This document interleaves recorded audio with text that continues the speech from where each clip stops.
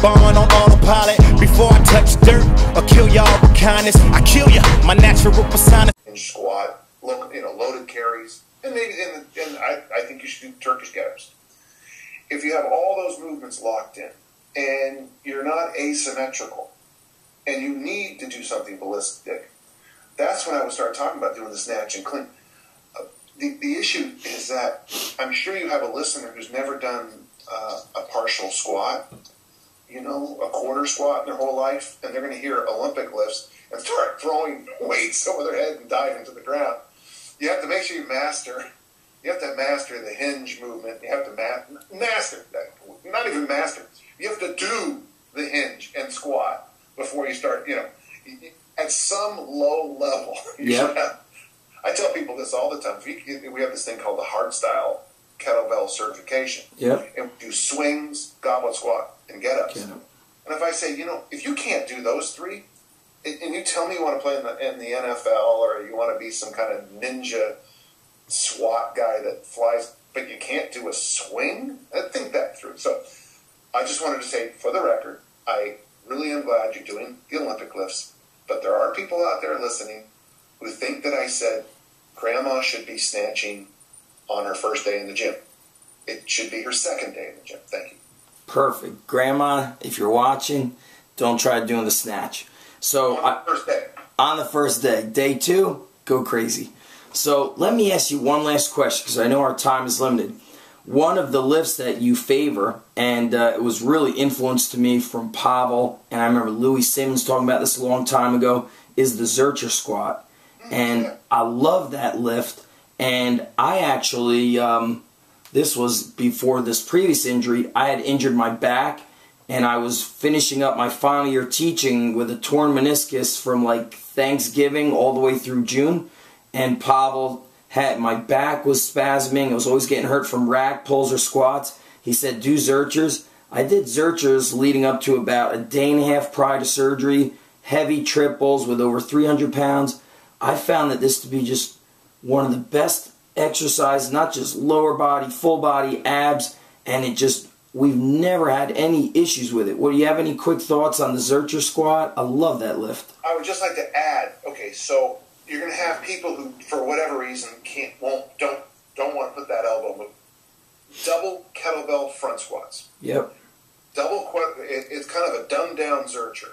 So double kettlebell, you have that same tugging, but it's a little, let's just say, it's a little more user friendly. Yes. Okay. So that would be the only thing I would say. I see the double kettlebell front squat and the Zercher squat in kind of the same family. The upside of the double kettlebell is that I can get an athlete to do that, and they'll tell me in a few days that they feel like they have more armor. I keep hearing that, that kind of functional hypertrophy, functional bodybuilding, if you will, is the double kettlebell front squat has that, and it doesn't work with double dumbbells. So you're not selling kettlebells. I'm just saying, in that position, you got that tugging down, the hands sliding down the chest, and you're constantly fighting them back up. That's, I think that tug of war is the key to the Zercher. That's what, you want an ab workout, Zerchers will work your abs, and it's a weird kind of feeling, Yeah. That in a good case of the flu is the best ab workout I know, Depends on how you want to train, I guess, but nothing better than serial vomiting for your ab muscles, Yeah, I don't miss those days. So now you're on West Coast. You do any seminars on the East Coast ever, or? Yeah, I'm going out to Boston 3rd and 4th of December. I've got a link on my website, danjohn.net. Okay. And if someone wants to go and can't find it, just have them email me, dan@danjohn.net, and I'll get them linked up. But it's pretty easy to find. So I'm going to Boston. I'm doing it's called Woodshed Fitness, maybe, or something like that. Woodshed CrossFit or something like that. Okay. And then I'm just going to see Mike Boyle. And then I'm going to Hunk in Ireland again in February. And East Coast. I was just out in Orlando again. I've been out to Orlando 2 or 3 times this year for workshops. I'll be out in Chicago in January, and I was just in St. Louis. So yeah, I travel every weekend. That's why it's a little confusing. Right. Because I travel and I just found out I'm leaving again tomorrow. So I was kind of hoping for a weekend home, but there you go. Awesome. Well, cool. Well, big thanks for taking the time to do this, Dan, and danjohn.net for those of you watching. And we'll link up the Easy Strength book. And that book really, I love all your books. Never Let Go. Really, I'm really attached to those stories. And Easy Strength, I always tell people, if it wasn't for guys like yourself and Pavel, I think I'd probably be a pretty big idiot. I just wouldn't be thinking things so clearly through, and I think experience just teaches you so much. So yeah, it does, and I really am trying hard to unpack what I know, And the nice thing is, because I've had my feet in so many different disciplines, I think it helps me a little bit. I think if I was just a track and field guy, I think I'd be talking nonsense to a lot of my audience. And if I was just a football coach, a whole bunch of my audience couldn't hear it, Sure. Hey, listen up, Zach. If anytime, if you want a 15-minute conversation, I'd love to. I thought this was very easy, and let's make anytime you want. Awesome. If some people get the book and have questions for you, let's do it right here. I'd be glad I'll do that. I'll open it up. People that picked up Easy Strength will put it as a blog. They'll drop questions, and I'll organize them, and we'll reconnect. That book is probably the closest thing that I'm really doing at our gym, and I think we've been the most successful we have ever without focusing on kill. Isn't it? Well, here's what's the goal? I constantly say that. People think I'm some kind of lunatic, but what's the goal? This nice lady came in who wanted to lose some weight for her reunion, and you blew her shoulder off. What was the goal? Why did you? That's what gets me, and I think that's what I'm trying to, Yeah, I always say longevity's huge, and you probably have them, but I've got like 60 copies of Strength and Health magazine. Do you have any of those floating around? I had every copy from 1945 to 1984, and when I moved, I donated them.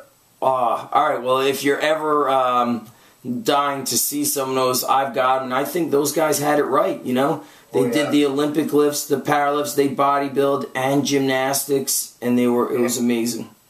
And I've said this before, Zach. I know I'm hurting on time a little bit. This is more important. The nice thing about Strength and Health, if something stupid came out, the magazine only came out once a month. So if something idiotic was there, you would, we all have that exercise ADD. You only do one stupid thing a month. Whereas with the internet, you can do a stupid thing almost by the hour, and that's the difference. I think a lot of us who grew up with Strength and Health, we were exposed to so many things, so many ways of looking at training. Yeah. But only once a month, So if it said to drink a gallon of milk and do sets of 100 in the squat, we only did that for 4 weeks. And then we discovered some other.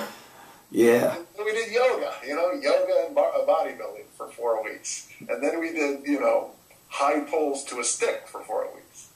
But we never got ourselves, so we stuck with it, we didn't get exposed to a daily dumb idea, None of those ideas terribly dumb, but, you know what I'm saying. Absolutely. Cool. Well, Dan, this was great. I'll collect those questions. We'll reconnect after some of your travels.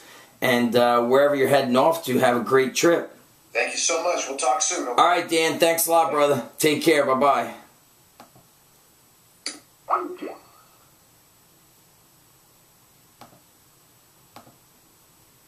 Well, there you go, guys. Talking a little bit of life, talking a little bit of lifting with Dan John. That was great fun. I wish I could record, through this Skype, but I don't have the tech skills for that. But Dan just blows my mind. I want to give you guys a quick look at my collection here. These old muscular development magazines here are actually Dr. Ken articles. This huge stack, all these Strength and Health. Here we've got a lot of the old-time books. These are the George Jowett. This is a great one. Sandow, Strength and How to Obtain It. This is one of my oldest books. Gymnastics Manual in French. I believe it is pre-1900s. 1888. 1877. A lot of cool stuff in here. Jumping with high heels. Pretty interesting. I think Jim Wendler jumps with high heels, but that's... I don't want to really get into that there. That's a top secret story. Pole vaulting. Really neat stuff. Balance movements. This stuff's always awesome. You can see we've got a lot of great books up here, and a couple of them from Dan John. These are great. Mass Made Simple is a good one. Never Let Go is floating around here somewhere. Amazing book. You know, a lot of the old stuff. Love the old stuff. So that's it. Let's get this up. If you've got questions about Dan and Pavel's new book, EasyStrengthSystem.com. Check that out. Drop questions below in this blog. I'll compile them and reconnect with Dan. I mean, the practical advice he gives us, it just always blows my mind. He's a guy that we really need to be listening to and learning from and applying his stuff. All right? Check it out on EasyStrengthSystem.com, and I'm Zach Evanish, UndergroundStrength.tv. Peace. First verse, I'm armed till I'm on an island. My life's riding on an autobahn, on autopilot. Before I touch dirt or kill y'all with kindness, I kill ya. My natural persona's much worse. You've been warned if you've been born or if you conform. Slap up a cop and then snatch him out of his uniform.